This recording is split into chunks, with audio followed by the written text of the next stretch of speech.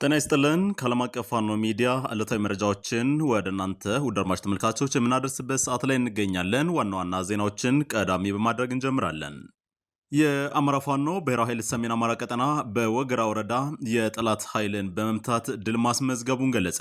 በወገራ ሚጦ ቀበሌ አገዛዙን ሰራዊት ስቦ በመደምሰስ ወታደራዊ ስልት አጭር ሰዓታት በፈጀ ብርቱ አውደ ውጊያ የብርሃኑ ጁላ ቅጥረኛ ሰራዊት ከፍተኛ ሰብአዊ ጉዳት ደርሶበታል ተብሏል።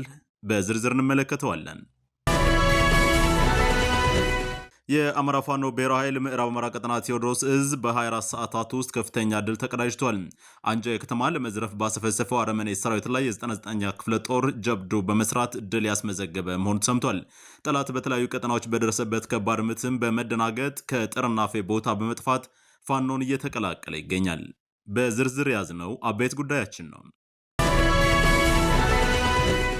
የፋሽስቱ አገዛዝ ብልጽግና በወሎ ግንባር ቆቦ ከተማ ላይ ምኒልክ የሚል ጽሑፍና አርማ ያለበት ባጃጅ ታሽከረክራለህ ያለውን ግለሰብ በእሳት ማቃጠሉ ሰምቷል።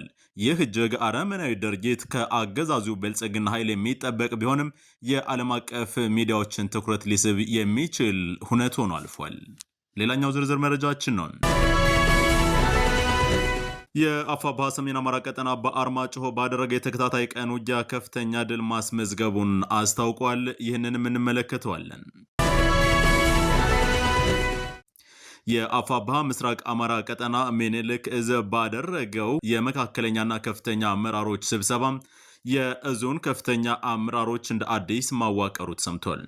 ወደ አድማጭ ተመልካቾች ቀደም ሲል የሰማችኋቸውን አበይት መረጃዎችና ሌሎችን ማካተን በዝርዝር እያስቃኝናችሁ ቆይታ እናደርጋለን። ከዓለም አቀፍ ፋኖ ሚዲያ ዕለታዊ መረጃዎችን እየነገርኳችሁ ቆይታ የማደርገው ወንዳለ ቢክስ ነኝ። እስከ ፍጻሜው ድረስ አብራችሁን ቆዩ። ወደ ቀዳሚው ዝርዝር መረጃችን እሸጋግራለሁ። ቀዳሚ የማደርገው ደግሞ በጎንደር ግንባር የአውደ ውጊያ መረጃዎች ነው። በወገራ ወረዳ የጠላት ኃይል ክፉኛ መመታቱ ተሰምቷል። በወገራ ሚጦ ቀበሌ የአገዛዙን ሰራዊት ስቦ መደምሰስ ወታደራዊ ስልት አጭር ሰዓታት በፈጀ ብርቱ አውደ ውጊያ የብርሃኑ ጁላ ቅጥረኛ ሰራዊት ከፍተኛ ሰብአዊ ጉዳት ደርሶበታል። የአፋብኃ በላይ እዝ 5ኛ ኮር ጎንደር የበጋሻው ክፍለ ጦር አጥናፍ ብርጌድ ስኬታማ የድምሰሳ ማጥቃት ያደረገ ሲሆን የጎንደር የበጋሻው ቴዎድሮስ ብርጌድ ደግሞ ወገራ ጀጀህና ኖራ ጻድቃ አካባቢ ጠላትን ሙትና ቁስለኛ በማድረግ ከፍተኛ ድል አስመዝግቧል። በደረሰበት ሽንፈትም ያገዛዙ ኃይል ሞራሉ የላሸቀው የጠላት ገሪሳ በሚሸሽበት አካባቢ 3 ንጹሃን አርሶ አደሮችን በሰብል መሰብሰብ ተግባር በተሰማሩበት በግፍ የረሸነ ሲሆን የንጹሃን መኖሪያ ቤቶችና የቁም እንስሳቶችን አውድሞ ገሏል።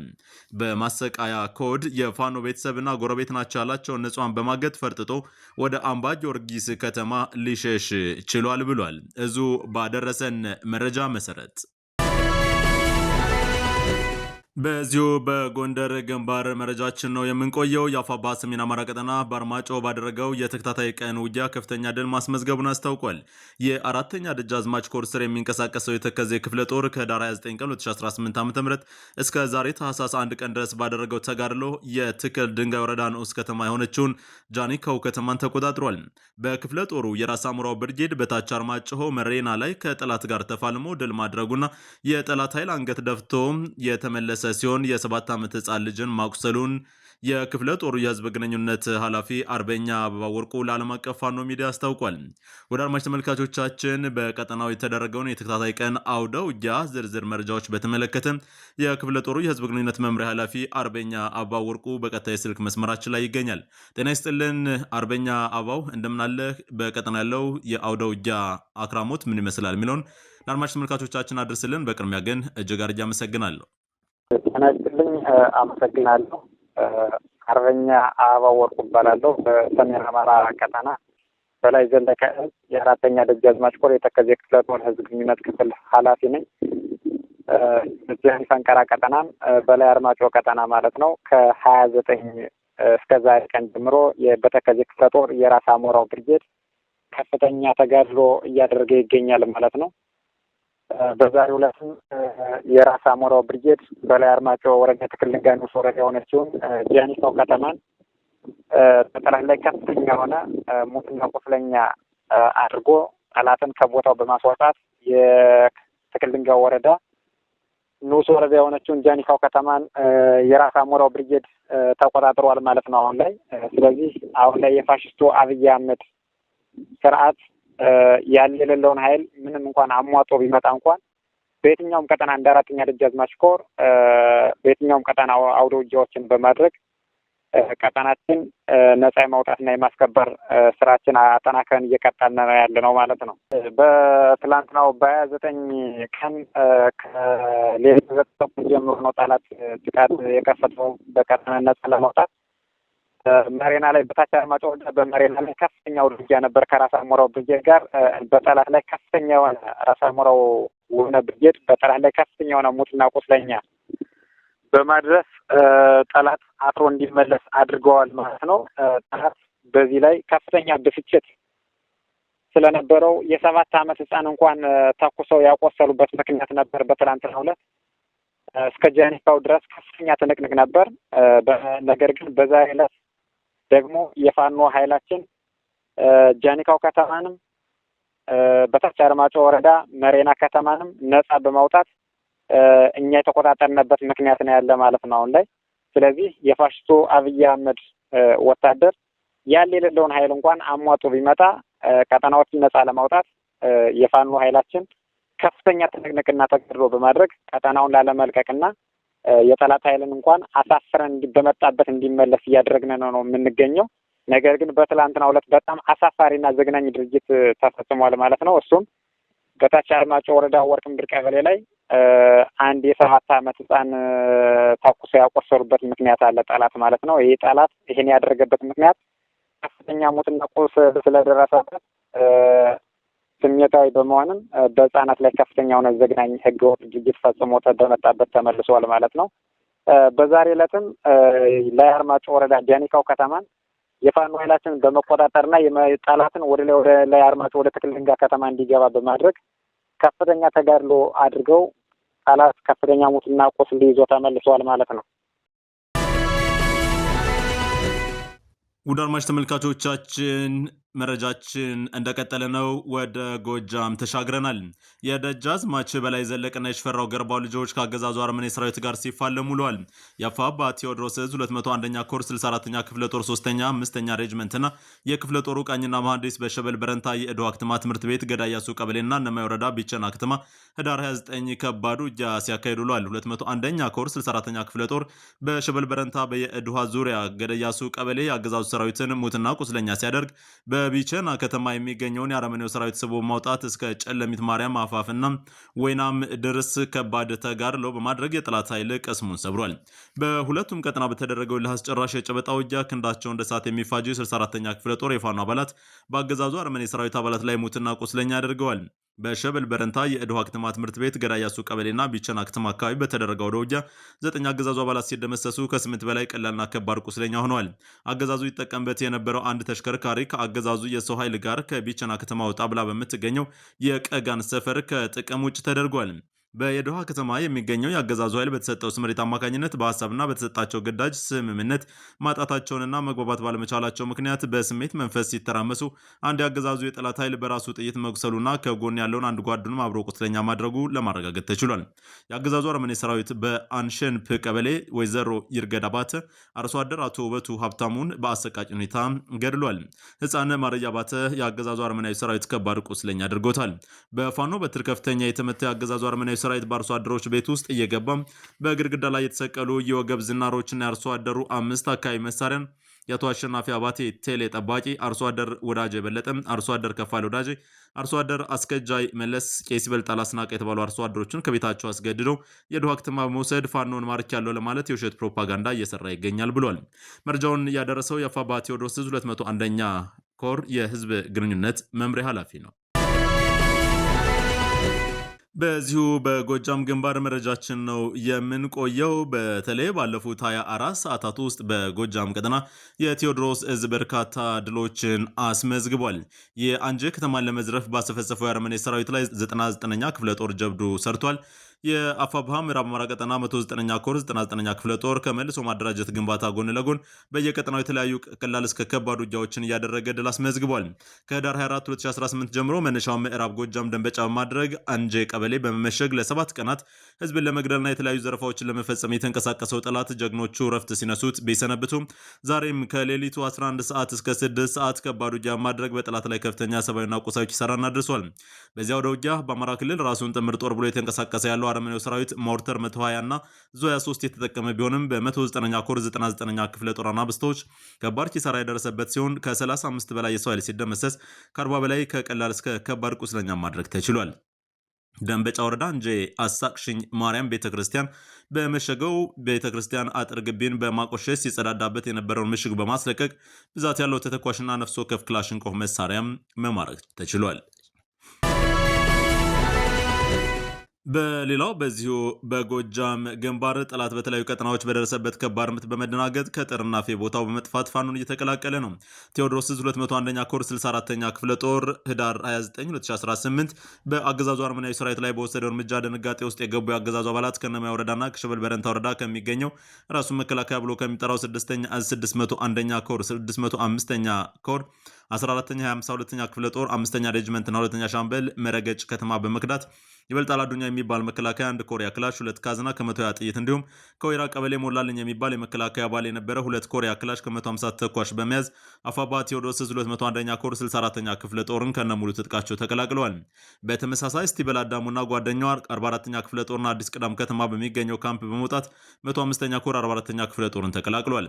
ጸረ አማራው ብልጽግና የታጠቀው ሰይፍ የአማራ የሆነን አንገት ሁሉ ለመቅላት ብቻ የተዘጋጀ ሲረዳም ከመቀደሜ በፊት ቀድሞ የነቁ ወንድሞችን ፈልጌ ፋኖ ለመሆን መጣሁ ብሏል። በትላንትናው ዕለት ህዳር 29 ለ30 ሌሊት አዲስ ቅዳም ከተማ ከሚገኘ የጠላት ካምፕ መጥቶ የአፋብኃ ምዕራብ አማራ ቀጠና ቴዎድሮስ 105ኛ ኮር 44ኛ ክፍለ ጦር 10 አለቃ ኤፍሬም አጥናፉ ሻለቃን ከተቀላቀለ ስቲበል ገዳሙ ከተባለ ወንድም ንግግርን ለመረዳት ተችሏል። ከዚህ ባሻገር በጎጃም ግንባር ጀብዱ መሰራቱን ቀጥሏል። የጠላትን አመራር በገጀራም የማረኩት ጀግኖች ወደ ፋኖ ተመልሰዋል። እነዚህ ሁለት ወጣቶች ዳዊት ጌጡና ጃጀው ደሳለኝ የሚባሉ ሲሆን ተወልደው ያደጉት በዳንግላ ከተማ ነው። የአማራ ፋኖ አብዮት ከተጀመረ ጀምሮም የተለያየ መንገድ ትግሉን ሲያግዙ ነበር። በተለይም በከተማ ቀኝ የተሰኘ አርበኞች ትግል ላይ መሳተፍ ብዙ ስራዎችን ሰርቷል።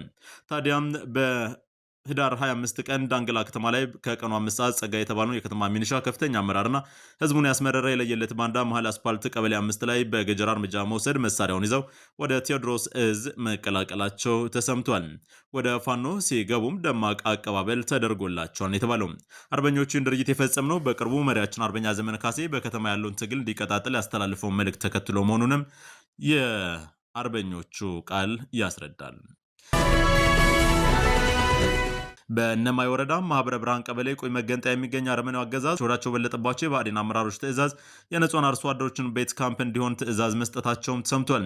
የአገዛዙ አረመኔ ስርዓት ካምፕ ካደረገባቸው አርሶ አደሮች መካከል አቶ ላመስገን አንዳርግና አቶ ደቤ አንዳርግ በመባል የሚጠሩት ንጹሃን አርሶ አደሮች የፋኖ ቤተሰብ ናቸው ተብለው እናቶች ከነ ልጆቻቸው ለፍተው ደክመው ከሰሩት መኖሪያ ቤት በማስወጣት የንጹሃን ግለሰቦችን ቤት የመከላከያ ካምፕ ማድረጉን የአቶ ደቤ አንዳርግ ባለቤትና ልጆቹን ከቤት አስወጥተው ቢቸና ከተማ ታግተውም እየተሰቃዩ ይገኛሉ።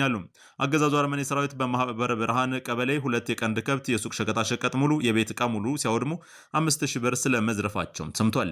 በሸበል በረንታ ወረዳም የሚገኝ አረመኔው አገዛዝ ሰራዊት በሰማይ ዱር ቀበሌ የአቶ ባየ መንግስት አንድ በሬና ያደግድጉ መንግስት አንድ በሬ በገና ጾም አካባቢው ማህበረሰብ ሃይማኖቶችን በማይፈቅድ መልኩ አርዶ ስለመብላቱ ሰምቷል። ይህ ድንገት የተከሰተ ጥፋት ሳይሆን ጀነራል አሳምነው ጽጌ እንደገለጸው ከ1000 ዓመት ጀምሮ የታቀደ ከ500 ዓመት በፊት እንደ ህዝብ አማራ ለማጥፋት የተጠናና የታቀደ በመሆኑ ህዝባችን ከደረሰበት የህልውና አደጋ ለማዳን በከተማ በገጠሩና ከሀገር ውጭ ያለው የአማራ ማህበረሰብ ሁሉ በአንድ ክንዱ ሊተባበር ይገባል ሲል የቴዎድሮስ እዝ ህዝብ ግንኙነት መምሪያ መረጃውን አጋርቷል።